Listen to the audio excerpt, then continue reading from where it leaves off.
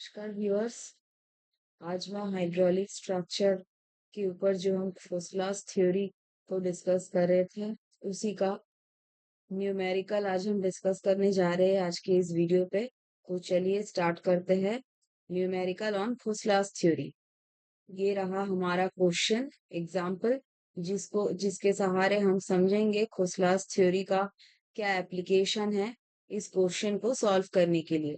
सो क्या बोला है क्वेश्चन में, determine the pressure, determine the percentage pressure at various key points in figure, हाँ, and also determine the exit gradient. Exit gradient किसके ऊपर, ना की पॉइंट्स पे ही ऑब्वियसली, सॉरी एग्जिट ग्रेडियंट वो तो डाउनस्ट्रीम में होता है। And plot the hydraulic gradient line for pond level on upstream and no flow on downstream. अच्छा, ये जो सेकेंड पार्ट है डिटरमाइन द एग्जिट ग्रेडियंट, इसको हम लोग नेक्स्ट वीडियो में डिस्कस करेंगे। तो आज के वीडियो में determine the percentage pressure at various की पॉइंट डिस्कस करते हैं। तो चलिए परसेंटेज प्रेशर कैसे निकालते हैं, तो उसके पहले मैं बोलना चाहूंगी तो यहाँ पे की पॉइंट्स क्या क्या है।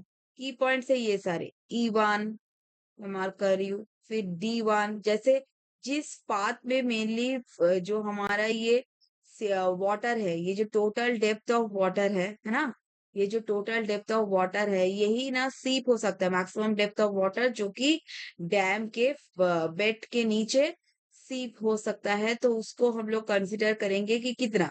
तो यहाँ पे मैक्सिमम डेप्थ होगा 100%, है ना, इसमें मैक्सिमम फ्लो मतलब प्रेशर आएगा। उसके बाद जितना ट्रेवल होते जाएगा वाटर, तो वाटर का जो फोर्स है या फिर प्रेशर है वो कम होते जाएगा, तो 100 से कम होगा D1 में। फिर वाटर ये डेप्थ ऑफ पाइल के अलोंग फ्लो होगा, फिर ऐसे टर्न होगा, ये टर्निंग पॉइंट है इसलिए D1 की पॉइंट हो गया। फिर वहां से जाके C1 पे, C1 एक की पॉइंट होगा, क्यों, क्योंकि यहाँ से फिर हमारा वाटर प्रोफाइल इसमें टर्न होगा, along the depth along the bed floor चलेगा, ठीक है। सो ये रहा C1।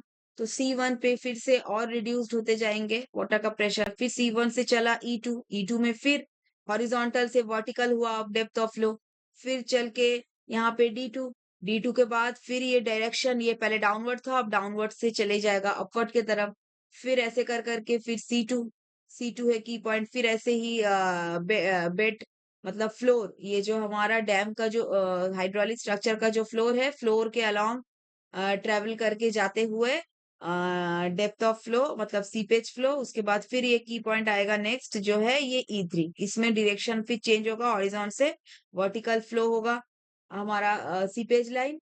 उसके बाद फिर D3 के बाद ये फाइनल C3। C3 में आते आते अगर हमारा डेप्थ ऑफ मतलब ये जो डेप्थ ऑफ पाइल है, ये पाइल 1, पाइल नंबर 1, फिर ये हो गया पाइल नंबर 2, फिर ये हो गया पाइल नंबर 3, ये सारे जब हम लोग ट्रेवल करके सीपेज फ्लो आएगा, सी पॉइंट में आके कितना प्रेशर होना चाहिए, 0, जिससे कि जो है हमारा जो डाउनस्ट्रीम जो फ्लोर का जो बेड डाउनस्ट्रीम हाइड्रोलिक स्ट्रक्चर का जो फ्लोर है बेड है वो डिस्टर्ब ना हो, क्योंकि अगर अपवर्ड प्रेशर हुआ तो अगर इसमें डाउनस्ट्रीम फ्लोर का वेट सफिशिएंट नहीं हुआ इस अपवर्ड प्रेशर को बैलेंस करने के लिए, तो फिर क्या होगा, हमारा यहाँ से पानी इस अपवर्ड प्रेशर के वजह से सीपेज फ्लो होने के वजह से इस बेड का जो सिस्टम है, यहाँ पे जो हाइड्रोलिक बेड है इसको डिस्टर्ब करके पानी क्या करेगा, इसको होल करके यहाँ से निकलना शुरू होगा, जो कि डाउनस्ट्रीम के स्टेबिलिटी को डिस्टर्ब करेगा। तो इसीलिए ये सारे की पॉइंट्स है, ठीक है। E1 फिर हो गया हमारा D1, फिर C2, E2, फिर D3, ये सारे जो की पॉइंट्स है इस पे हमको प्रेशर, जो प्रेशर है वो डिस्क्राइब करना पड़ेगा। दैट इज कितना हमारा परसेंटेज प्रेशर आएगा, सीपेज का कितना प्रेशर आएगा, कौन कौन से पॉइंट पे, E1 D1 C1, फिर रहा पाइल 2 पे E2 D2 C2। क्यों क्यों क्यों की पॉइंट है मैंने अभी इसको बता दिया, ये इस वजह से ये सारे जो की पॉइंट्स है पाइल 1 पाइल 2 पाइल 3 पे हम कंसीडर करेंगे। तो चलिए अब स्टार्ट करते हैं प्रेशर निकालना। For upstream pile line number 1, total length of floor कितना होता है, कितना है, कितना दिया हुआ है क्वेश्चन में, टोटल लेंथ ऑफ फ्लोर ये रहा हमारा 57। तो 57 हो गया। Depth of upstream pile line D कितना है, 154 माइनस 148, ये कहाँ से मिल रहा है, 154 माइनस 148, ये रहा 154। RL विदाउट कंसिडरिंग ये जो फ्लोर का थिकनेस है, अभी हम थिकनेस को कंसिडर नहीं करेंगे, बाद में इसके लिए करेक्शन कर लेंगे। ईज ऑफ कैलकुलेशन, अभी हम लोग बेड कहाँ देख रहे हैं, इस पॉइंट पे है, ठीक है, RL 154 पे। तो यहाँ से डेप्थ ऑफ पाइल कितना होगा, यहाँ से यहाँ तक डेप्थ ऑफ पाइल तो कितना है, यहाँ से यहाँ तक 154 minus RL bottom most point, जो डेप्थ ऑफ पाइल का बॉटम मोस्ट पॉइंट है RL 148, तो 154 माइनस 148 जितना करेंगे जो कि है वो 6 मीटर, ठीक है। तो बी पता चल गया, small D depth of upstream pile line पता चल गया, इससे अल्फा निकल जाएगा। अल्फा क्या होता है, बी और डी का रेशियो होता है 57/6। ये हम पहले ही देख चुके हैं, अल्फा ये सारे फॉर्मूला देख चुके हैं पिछले खोसलास थ्योरी के वीडियोस में। सो जिन्होंने भी नहीं देखा होगा तो प्लीज मैं उनको रिक्वेस्ट करूंगी कि जाके मेरा वीडियो जरूर देख लीजिएगा, कॉन्सेप्ट और क्लियर हो जाएगा। सो 1/अल्फा ये हो जाएगा 1/9.5.105। अब देखिए इससे हमारा की पॉइंट पे प्रेशर निकालना है, पाइल 1 पे जब निकाल रहे की पॉइंट कौन कौन सा है, E1, D1 और C1। तो E1 पे तो मैंने अभी बोल दिया ना, इसमें 100% आएगा प्रेशर, है ना, E1 पे 100% प्रेशर आएगा क्योंकि वो तो स्टार्टिंग पॉइंट है। उसके बाद फिर 5C1 इज इक्वल टू, ये देखिए फॉर्मूला होता है अपस्ट्रीम का प्रेशर निकालने का, 5C1, ये C1 को कैसे निकालेंगे जो कि हमको अभी निकालना है, 100 माइनस 5E। तो 100 माइनस 5E, तो डाउनस्ट्रीम डेप्थ का 5E निकालना पड़ेगा एंड 5D निकालना पड़ेगा। 5E और 5D ये फॉर्मूला है, फॉर्मूला में निकाल लेंगे। अगर लैम्डा का वैल्यू पता है तो निकाल सकते हैं। लैम्डा का वैल्यू किस पे डिपेंड करेगा, इन टर्म अल्फा पे डिपेंड कर रहा है, 1 plus under root of 1 plus alpha square by 2. So alpha is equal to B by D. Then phi E is equal to 1 by pi cos inverse lambda minus 2 by lambda. तो इसको हम लोग put इसको रख के ये देखिए phi E का वैल्यू यहाँ निकल गया 28.7, उसको नियर अबाउट 29% ले सकते हैं। सिमिलरली phi C का वैल्यू निकल जाएगा, phi C is equal to क्या होता है 100 माइनस phi E। तो phi E हमारा निकला 29%, देन phi C कितना होगा 100 minus phi E। So 100 minus phi E, that is 100 minus 29, that is 71%. Okay, 100 minus 21, 29, 71%. Similarly, आप phi D1 निकालेंगे। phi D1 का फॉर्मूला क्या है, ये सारे फॉर्मूला हमको बुक में प्रोवाइडेड है, ठीक है। ये फॉर्मूला सारे एक्सपेरिमेंटल सॉरी एनालिटिकल मेथड से ये सारे फॉर्मूला निकाला गया है। इसको हमारा ये सारे फॉर्मूला बुक में प्रोवाइडेड है।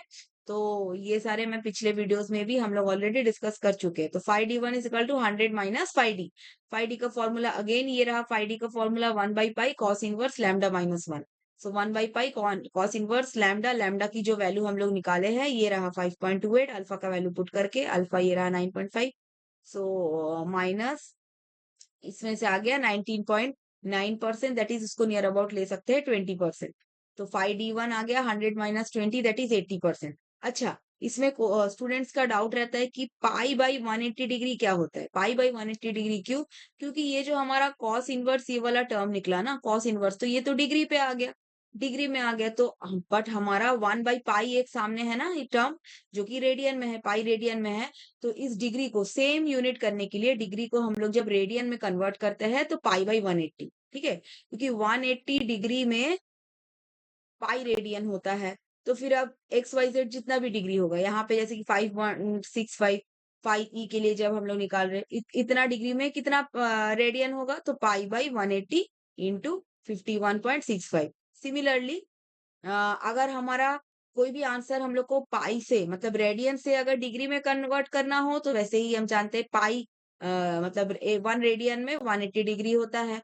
तो वैसे ही अगर 3 पाई निकालना हो तो क्या क्या कर लेंगे, तो 180 बाई पाई इंटू 3 पाई, ठीक है। ये अब फिर हमारा ये आंसर किस पे देगा, डिग्री पे। तो अभी हमको आंसर चाहिए रेडियन पे, 0.287 आ गया, ठीक है। ऐसे हम लोग अपस्ट्रीम पाइल नंबर 1 का की पॉइंट्स को निकाल चुके, 5C1 एंड 5D1 में कितना प्रेशर पॉइंट आएगा।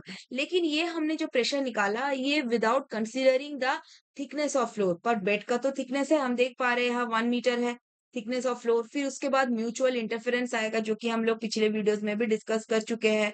C1 का कितना प्रेशर रहेगा ड्यू टू म्यूचुअल इंटरफेरेंस, ये जो पाइल है ना, पाइल नंबर टू का कितना म्यूचुअल इंटरफेरेंस आएगा पाई 2 पे। जैसे कि अगर हम लोग पाइल नंबर 1 का इसका हम लोग इंटरफेरेंस देखते ऐसे, अगर इसका इफेक्ट हो रहा है, ठीक है, तो पाइल नंबर 2 है, ये कुछ ऐसे इफेक्ट होगा।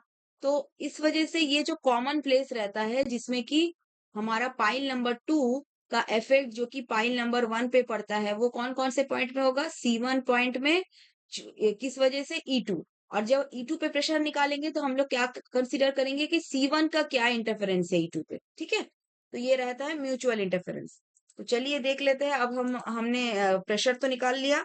अब इसके बाद करेक्शन निकाल लेंगे फॉर 5C1। तो 5C1 में थिकनेस और म्यूचुअल इंटरफेरेंस और स्लोप का करेक्शन देख लेते हैं। So correction at C1 for mutual interference of pile 5C1 is affected by intermediate pile number 2। ये E2 के वजह से है ना, E2 की वजह से म्यूचुअल इंटरफेरेंस आ रहा है। तो करेक्शन देख लेते हैं। ये होता है फॉर्मूला, हम लोग ये पहले भी देख चुके हैं पिछले वीडियो में। उसके बाद ये डी, कैपिटल डी क्या था, कौन सा डेप्थ होता है? डेप्थ ऑफ E2, मतलब E2 पाइल नंबर 2 का कितना डेप्थ होगा? क्यों? क्योंकि C1 निकाल रहे हैं, मतलब अगर हम लोग पाइल नंबर 1 पे निकाल रहे हैं पाइल नंबर 2 का इंटरफेरेंस, 2 का क्या इंटरफेरेंस है 1 पे, तो हमेशा कैपिटल डी होगा पाइल नंबर 2 का और स्मॉल डी होगा पाइल नंबर 1, क्योंकि 1 पे हम लोग इसका इफेक्ट देख रहे हैं ना, 2 का इफेक्ट 1 पे।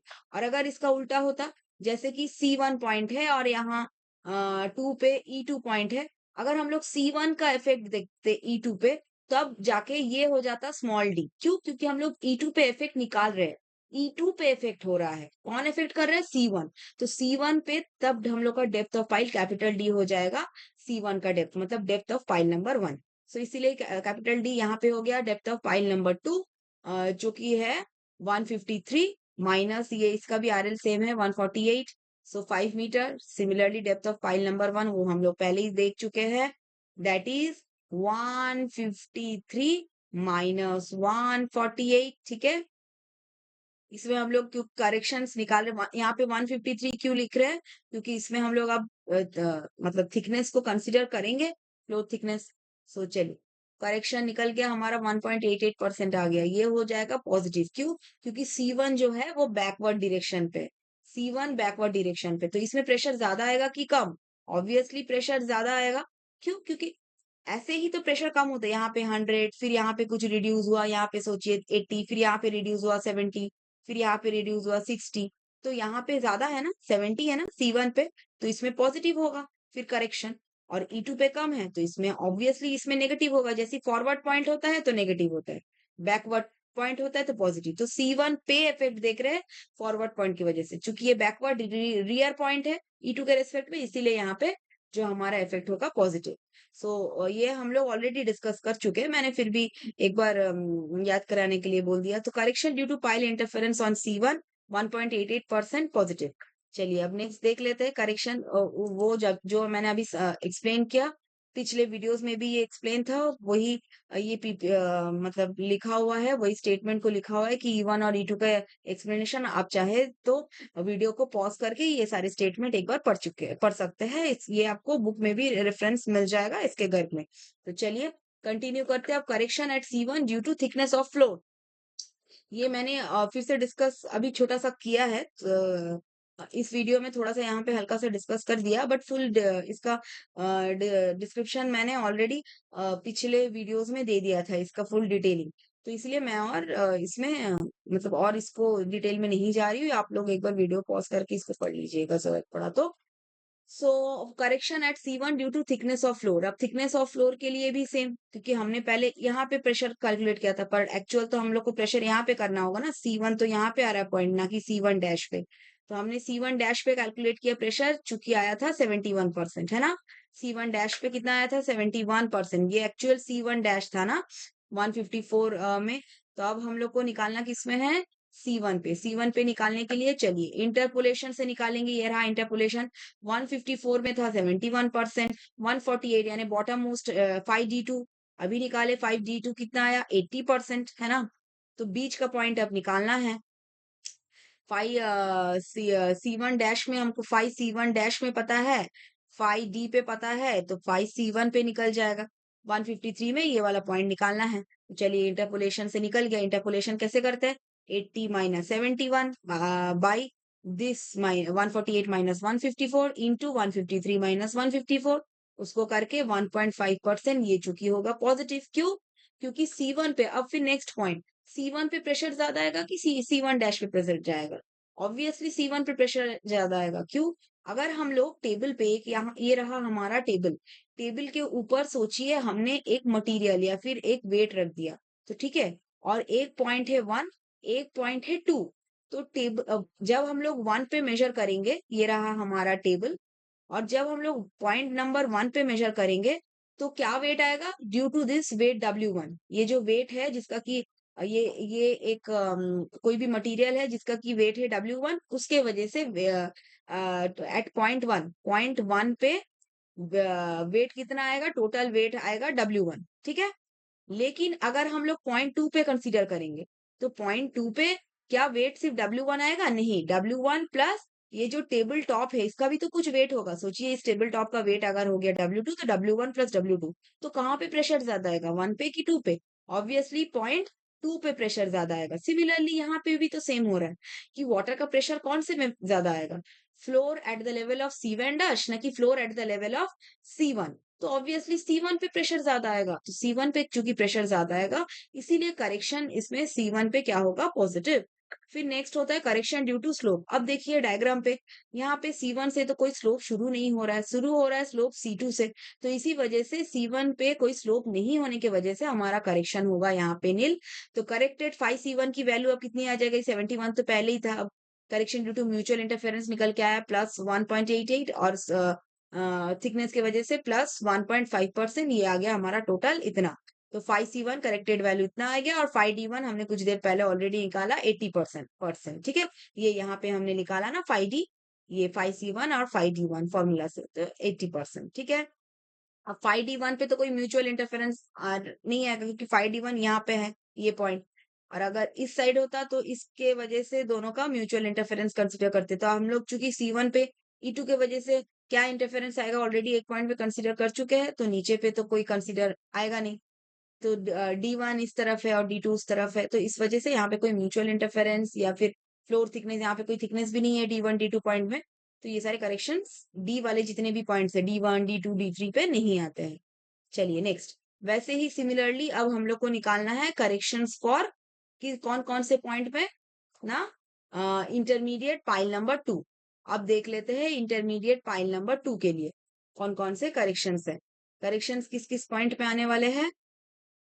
वो होगा जो पॉइंट हमारा की पॉइंट से, ये रहा यहाँ फाइल 2 पे क्या क्या की पॉइंट है? E2 डायग्राम में मार्क है, देखिए रेड कलर के सर्कल से E2, ये रहा, मैं हाईलाइट कर देती हूँ E2 D2 एंड C2। तो चलिए इसमें हम लोग को अब प्रेशर निकालना है, ये सारे है की पॉइंट, तो 5E2 निकाल लेते, ये होता है फॉर्मूला। अब देख सकते हैं यहाँ, ये ऑलरेडी मैं बार बार बोल रही हूँ कि खोसलास थ्योरी का जब हमने वीडियो डिस्कस कर लिया था कैसे कैसे निकालते हैं, ये हम देख चुके हैं। ठीक है, ये सारे फॉर्मूला है, ये आपको सिंपली बाई हार्ट तो रखने ही पड़ेंगे। सो 5E, ई के लिए जो होता है ई और सी का बस डिफरेंस ये होता है पॉजिटिव, यहाँ पे आ रहा है नेगेटिव साइन, यहाँ पे आ रहा है पॉजिटिव साइन, इसका डिफरेंस। और यहाँ पे होता है प्लस -1 और +1 के बीच में क्या होता है? 0, ऐसे करके याद रख सकते हैं। तो मतलब एनीथिंग +0 इज दैट, तो वो होता है ट्रिक याद रखने का ई डी और सी, क्योंकि डी इंटरमीडिएट ही आता है, तो ई डी और सी वैसे ही लिखा हुआ है। ठीक है, पहले माइनस, फिर पॉजिटिव में 0, λ1 + 0, फिर होगा λ1 + 1 बाई लैम्डा। ठीक है, ये है तीनों का फॉर्मूला 5E 5D और 5C निकालने का। फिर λ1 भी इजी है, √1 + α1 स्क्वायर + 1 + α2 स्क्वायर, और लैम्डा का वैल्यू, फिर λ1 का वैल्यू 1 + α1 स्क्वायर माइनस, ये बीच वाला बस साइन चेंज हो जाता है, माइनस √1 + α2 स्क्वायर बाई 2। अच्छा, इसमें α1 क्या होता है? α1 होता है इंटरमीडिएट फाइल का जो अपस्ट्रीम साइड है, अपस्ट्रीम साइड के जो पाइल है, मतलब पाइल नंबर 1, यहाँ पे जो हमारा था पाइल नंबर 1, पाइल नंबर 1 से डिस्टेंस ऑफ फ्लोर। ठीक है, दोनों मतलब पाइल के बीच में कितना डिस्टेंस है? B1। और सिमिलरली इंटरमीडिएट पाइल से जो डाउनस्ट्रीम पाइल है पाइल नंबर 3, उनके बीच में कितना डिस्टेंस है? वो है B2। सो α1 होता है B1 by D, depth of pile, and α2 होता है B2 बाई D। D क्या होगा? Depth of pile. Depth of pile क्या होगा हमारा? डेप्थ ऑफ पाइल होगा ये जो इंटरमीडिएट पाइल नंबर 2 पे डेप्थ ऑफ पाइल है, दैट इज α1। अगर हम लोग यहाँ पे निकालेंगे, चलिए देख लेते हैं α1। α1 कितना होगा? α1 is equal to B1 by D। So B1/D करेंगे तो कितना आएगा, दैट इज क्वेश्चन पे देख लेते हैं B1 कितना है 15.8, सो 15.8/6, डी कितना होगा 6, ये डी कैसे निकला, small D is equal to intermediate for pile number 2, pile number 2 के लिए डी आ जाएगा similarly 154 minus 148 that is 6 metre, ठीक है। सो इसको हम लोग कैलकुलेट कर लेंगे, अल्फा 1 सिमिलरली अल्फा 2 भी निकाल सकते हैं। अल्फा 2 की वैल्यू कितनी आएगी, अल्फा 2 की वैल्यू आएगी B2 दैट इज, तो इसमें B2 की वैल्यू कितनी है, वो है, ये रहा क्वेश्चन पे दिया होगा 40। अच्छा, इसमें एक चीज मिस्टेक हो गया, इसमें 15.8 नहीं होगा है ना, क्योंकि पाइल टू पाइल का डिस्टेंस कितना है 15.8, फिर उसके बाद पाइल टू पाइल एकदम फ्रंट से करेंगे तो पाइल का यहाँ पे थिकनेस भी तो दिया हुआ है 0.6 मीटर, तो इसमें क्या ऐड होगा 15.8 plus 0.6 metre that is 16.4। Similarly अगर हम लोग डाउनस्ट्रीम पाइल का देखेंगे तो डाउनस्ट्रीम पाइल टू पाइल कितना डिस्टेंस होगा 40 प्लस ये 0.6 मीटर पाइल का थिकनेस है, सो 40 प्लस 0.6 दैट इज 40.6 मीटर, ठीक है। ये होगा B1 हो जाएगा इतना और B2 हो जाएगा इतना, ये समझ में आ गया होगा आशा करती हूँ। 16.4 और 40.6, तो 16.4/6 करेंगे, 16.4/6 करेंगे तो इसका रेशियो आ जाएगा हमारा 2.73। वैसे ही सिमिलरली बाई डी करेंगे तो इसका आएगा 40.6/6 दैट इज इक्वल टू 6.77, ऐसे नियर अबाउट हमारा इसका रिजल्ट निकलता है। सिमिलरली अब अल्फा 1 और अल्फा 2 की जो वैल्यू आई है इसको आप लैम्डा और लैम्डा 1 के टर्म में पुट कर दीजिएगा, तो इसमें फॉर्मूला में पुट करेंगे तो लैम्डा की वैल्यू आ जाएगी 4.875 और सिमिलरली लैम्डा 1 की वैल्यू आ जाएगी माइनस, आप पुट करके देखिएगा हाँ फॉर्मूला पे, तो -1.968, ये सिंपल, ये फॉर्मूला में पुट करेंगे तो आंसर आ जाएगा। सो लैम्डा 1 लैम्डा 2 सब कुछ निकल गया, तो अब हम लोग 5E2 5D2 और 5C2 ये फॉर्मूला से निकाल सकते हैं, वही निकाला गया है यहाँ देखिए। अब 5E2 पे कितना प्रेशर, 5D2 पे कितना प्रेशर की पॉइंट्स पे, तो ये सारे प्रेशर निकल चुका है, तो इसमें क्या करेंगे, नेक्स्ट पॉइंट क्या होता है, प्रेशर निकालने के बाद करेक्शंस, पहले की पॉइंट्स में प्रेशर निकाल लिया, अब उसके बाद फाइनल करेक्शन अप्लाई करने के बाद कितना की पॉइंट्स में प्रेशर आ गया। तो E2 पे चलिए, इसमें क्या करेक्शंस आएंगे, इसमें दो करेक्शंस आएंगे, एक होता है म्यूचुअल इंटरफेरेंस और एक होगा थिकनेस की वजह से। स्लोप तो E2 से भी शुरू नहीं हो रहा, इसलिए स्लोप की वजह से करेक्शंस नहीं आएंगे, और D2 पे तो कोई करेक्शंस आने वाले हैं नहीं, तो चलिए देख लेते हैं।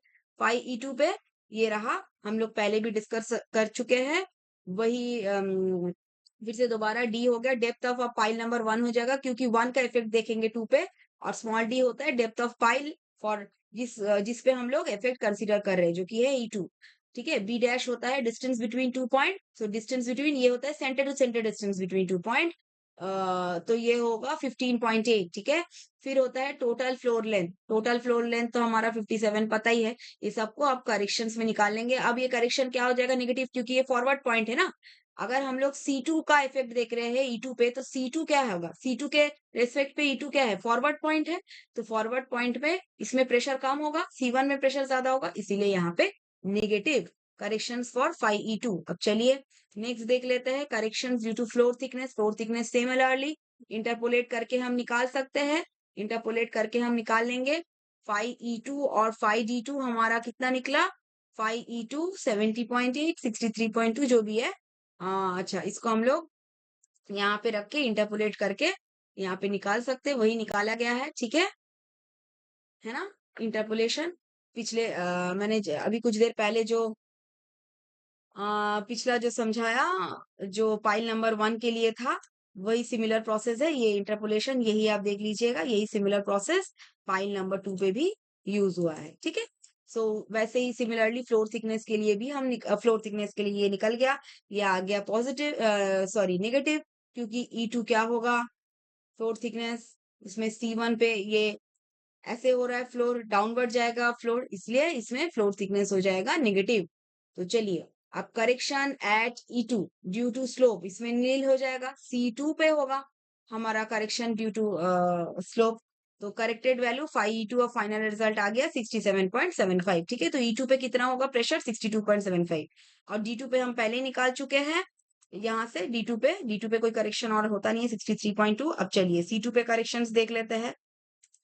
E2 पे C2 पे करेक्शंस फिर से म्यूचुअल इंटरफेरेंस C2 पे म्यूचुअल इंटरफेरेंस किसके वजह से होगा?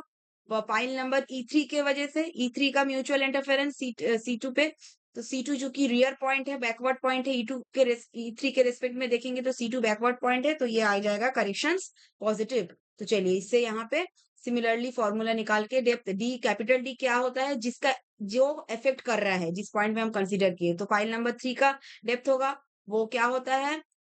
टोटल मतलब 153। ये हो गया फ्लोर है D3 पे, ये यहाँ पे 153 माइनस 141.7 तो 11.3 मीटर। ठीक है, फिर नेक्स्ट आ गया हमारा स्मॉल डी का भी निकाल लेंगे। स्मॉल डी मतलब डेप्थ ऑफ पाइल एट 2, ये तो हमको पता ही है 153 माइनस 148। अच्छा, अब आएगा हमारा कितना ना टोटल फ्लोर लेंथ, ये होता है 57 मीटर। ये क्वेश्चन पे ऑलरेडी मेंशन है, ये रहा। तो इससे हम लोग निकाल लेंगे करेक्शन। चलिए नेक्स्ट नेक्स्ट अब correction due to floor thickness similarly निकाल सकते हैं इंटरपोलेशन से 1.17%। वैसे ही स्लोप, अब स्लोप तो होगा C2 पे स्लोप है, तो स्लोप कितना होगा? यहाँ पे देखिए स्लोप का रेशियो दिया हुआ है डायग्राम में 1:3। हम ये टेबल पिछले वीडियो में भी देख चुके हैं।